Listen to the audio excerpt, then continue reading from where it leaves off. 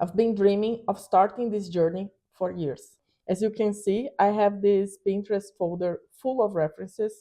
I'm very drawn into all that. And I have dabbled a little bit also on Procreate. A few sketchbooks that I take with me for trying to do something like that. But I never did this consistently until now. I mostly do these kind of sketches that I call doodle therapy, something like that, because this shuts my mind down in the moment and like silent because I think a lot. But with urban sketching, I was way too perfectionist and I never quite took the leap until now. Today, I'm sharing the story of how I got here and what I'm starting with. I have a background in fashion design, but for over 10 years, I haven't done much drawing. Life pulled me away from creating, and art became something I always meant to get back to someday, but this day never came. I think you can relate with this in some level. I think all of us do this somehow, I don't know. But earlier this year, a group of friends and I decided to read The Artist's Way. We didn't finish the book. None of us made it past week 6, but I realized I didn't need to wait for the perfect moment to start creating again. I know this seems obvious, but I was waiting for the perfect moment. We do that sometimes. Or at least to start learning to draw and paint again. I just needed to start and try to fall in love with the process. I've always been drawn to watercolor. There's something magical about the way the colors blend and flow, almost like they have a mind of their own. Urban sketching, on the other hand, is about capturing the world around you quickly, imperfectly, but honestly, but with a state of presence. It's portable, it's flexible, and a perfect match for watercolor. Plus, I wanted a creative outlet that I could take with me wherever I go. I have other things. I'm going to show you the ones that I use the most. Eventually, I may make a few more videos to talk about other things that I ended up purchasing and the sets that I eventually built up to carry in my purse and in my pocket when I go out. But I'm going to talk about the basics that I started with and that I use. So first things first, colors. I started with this basic compact set. It's nothing fancy, but it's enough for me to experiment with mixing colors and washes. I first bought this Cotman set with 12 colors in pens because I thought that the tubes weren't as portable as I wanted. After starting and doing lots of research, I discovered I was wrong. Tubes are cheaper and they can be portable since I can transform them in pens the size that I want to. So I can use my tube to pen size this size or this size or this other size palette. Anyways, the size that I want. So I got this Cotman color set of tubes and 3 mini palettes. One of them I haven't decided if I'll use it or not. It's actually this one, but as you can see, I like the size of this. I like that I can arrange this as I want, but this won't go all the way down, so I can't use this. It's not so easy to have in a portable set since I'm going to need another thing to mix my colors on since I can't use this lid. I tried sending this back, but since I have purchased this on Temu, they offered me to keep the palette and have my refund, so it was this cheap. There are 2 mini palettes I have bought as a test before investing in the Gold Draw original one, and I am loving them.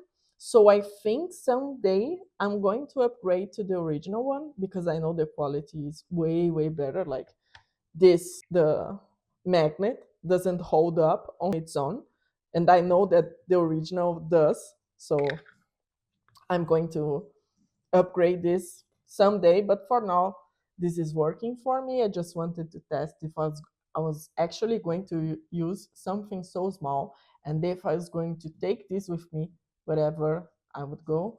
So I'm loving them. But for now, the thing is, you don't need that 40 something colors set. You need a few colors that you can mix and that are easy for you to learn, but you don't need so much, because when you have a few basic colors, like I have in this palette, you can mix them up and produce almost anything you want. So you can have a bigger kit with an option like green as convenience color if you like to do urban sketching like I do, or nature or stuff like that, or other colors that you like. But with this, you can produce a lot of options without carrying the weight, without spending so much in endless tubes or in endless sets. Just keep this in mind. I have, for this set, created sort of a split primary with Payne's Grain and Burnt Sienna as neutrals. I have said sort of because this orange wasn't supposed to be here. It should be a warmer yellow, but this came in my set, so I just used what I got. I didn't want to buy another tube for now. And then I was going to purchase these 8 colors separately, but I found this Winsor and Cotman set. And if I bought this set with 10 options and purchased these two on the side, it would be cheaper for me for now. So since this was a test, I decided to go with this. I know there are sets like Daniel Smith's set that you can use for the split primary, and then you buy burnt sienna or Payne's gray and other neutrals just to complement your 8 set coloring palette. But Daniel Smith is catered to a more professional artist, and I'm like a learning amateur. So this was my choice. I have started with this brush that comes in this set, but as you can imagine, this is not enough. Although I like to do small sketches, so this helps me a lot and can be very useful, but I needed something else. And since I have the portability in mind and I wasn't ready to spend so much in better brushes, I decided to purchase a water pen brush kit that I have found at Amazon, and it came with these 6 options. I bought this water brush kit on Amazon before knowing about Pentel and other better options, but since it had a good price and it had a lot of recommendations, I went with it. It's what I have been using most of my time. Actually, I mostly use these 3 since I like to paint small stuff and urban sketching and stuff like that. I like these other options, but I haven't been doing stuff that I need those for now. But so you can see, I have been using this most of my time. I tried using cheaper ones I bought at the dollar store because someone told me that the paper and paint matter more than the brushes, but it's not as true, trust me. So I've spent the last few months researching which brushes I would actually buy and decided on this travel set that I'm basically using now. Been using this a lot for a project that I'm doing. And also this, I loved this brush, but I'm not using so much right now because at the moment I'm working on tiny sketches in this small sketchbook. So this is a little too big for that.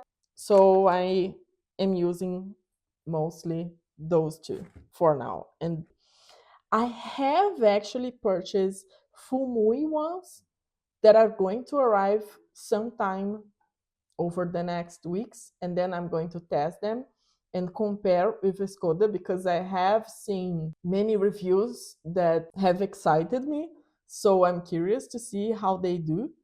But this is what I have been using for now. If I was going to start today with the knowledge I have, I was going to purchase this kit and then this and one water brush pen only. When I started researching, I have seen people talking about the paper being the most important thing in watercolor. You don't have to start with Archie's 100% cotton, professional, etc., etc. But people mentioned a lot that for practice, you should start with a good paper and one that is a bit more thick, like 300 grams. This was one of the most recommended ones.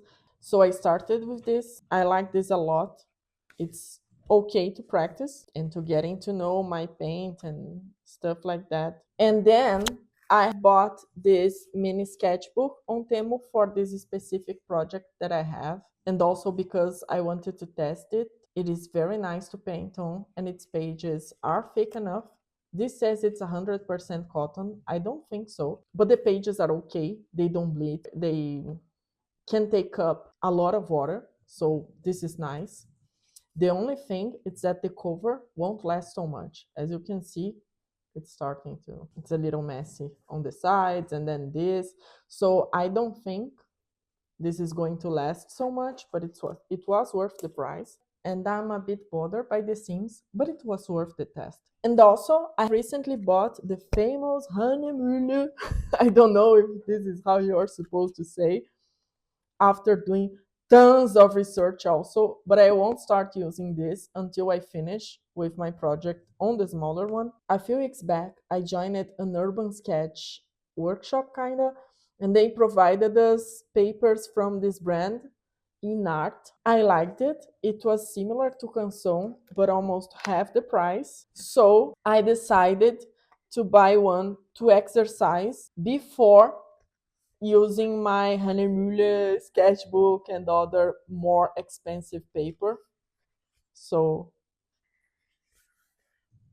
I have been using this brand most of the time. Lastly, because I am into urban sketching and I like the aesthetic of ink and paint to make the details and contours, I like those. So I've been using this Micron archival ink, which is waterproof and it's very, very thin. So I like to sketch with pencil and then I use this to define my lines and paint over it. And sometimes I sketch with this black marker. It's a calligraphy pen that I bought just to sketch. Recently I discovered that this is waterproof, and then I have bought this for details. I have other options for white. I tried a couple of things that I saw online, but Jelly Roll has been my go-to, especially because it's portable. Also, for not so small drawings, like the ones I'm doing in this sketchbook, I don't feel so able to use this.